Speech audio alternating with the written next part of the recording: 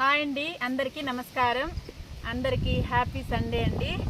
Sunday special నాటుకోడి రాగి ముద్ద అయితే చేస్తానండి. పిల్లోళ్ళు ఇద్దరు వచ్చారా, నాటుకోడిని అయితే కొండెక్కిచ్చేసాము.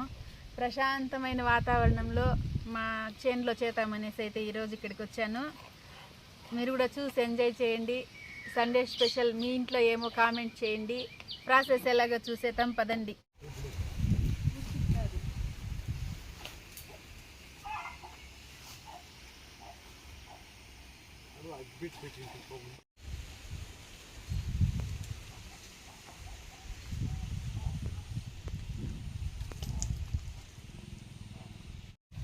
మా నాటుకోడిని అయితే కొండెక్కిచ్చేసామండి.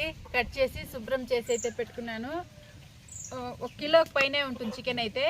ఇప్పుడు పొయ్యి వెలిగించి మంటి సెట్ అయితే పెట్టుకున్నాను. కట్టెల పొయ్యి మీద మంటి సెట్లో చేస్తే భలే ఉంటుంది. మంటి సెట్ అయితే వేడెక్కిందండి. ఆయిల్ వేసుకుందాం. ఆయిల్ అయితే వేడెక్కిందండి. మసాలా దినుసులు వేసుకుందాం. 2 బిర్యానీ ఆకు, స్టార్ పువ్వు 1, 1 ఇంచు చెక్క, మరాఠీ మగ్గ 2 అండి.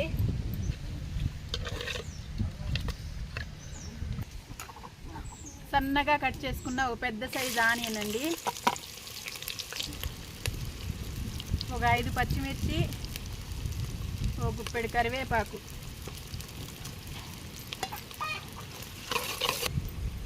అల్లం వెల్లుల్లి పేస్ట్ అండి. 2 టేబుల్ స్పూన్ దాకా వేసుకున్నాను. పచ్చివాసన పోయే వరకు వేపుకుందాం.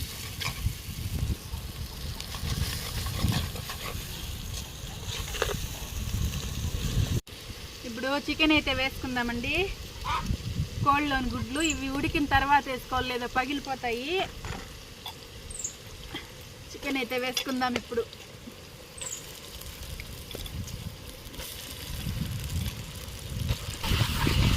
వేసి బాగా కలుపుకోవాలి. ఇట్లా మసాలాలంతా చికెన్కి పట్టేలాగా అయితే కలుపుకుందాం.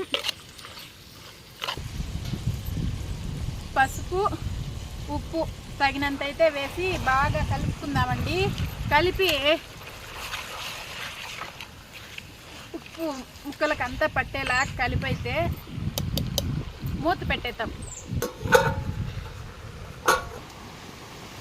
ఇప్పుడు వీటిపైన గుడ్లు కదపకుండా అలాగే వేసేసి మూత పెట్టిలా 10 నిమిషాలు వదిలేద్దాం. చూడండి, చికెన్లో వాటర్ అంతా రిలీజ్ అయిపోయాయి. ఇంకైతే మసాలాలు వేసుకుందాం. ఇప్పుడు మూత తీసుకుందామండి. సన్నగా కట్ చేసుకున్న పెద్ద సైజు టమోటా వేసుకుందాం. వేసి బాగా కలుపుకున్న తర్వాత మసాలాలు అయితే వేసేసుకుందామండి. 2 టేబుల్ స్పూన్ కారం అయితే వేసుకుందామండి. లేదండి 1.5 టేబుల్ స్పూన్ ఉంటుంది. ఇది ఒక 2 టేబుల్ స్పూన్ పైన ధనియాల పొడి ఉంటుందండి. వేసి బాగా కలుపుకుందాం.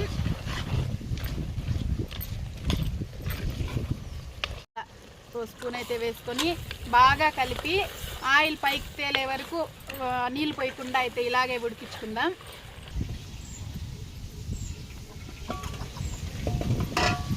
ముక్కలకి మసాలాలంతా బాగా పట్టాయండి. నీళ్ళు అయితే పోసుకుందాం.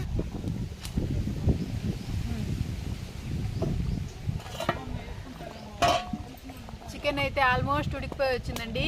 ఈ పేస్ట్ ఫైనల్గా వేసుకుందాం. ఇది ఏమంటే పచ్చి కొబ్బరి, గసగసాలు, జీడిపప్పు పేస్ట్ అండి. దీన్ని వేసుకోవడం వల్ల కారం అటు ఇటు ఉన్నా కానీ అడ్జస్ట్ అయిపోతుంది. అంటే చికెన్ కర్రీ కాస్త చిక్కదనం వస్తుంది.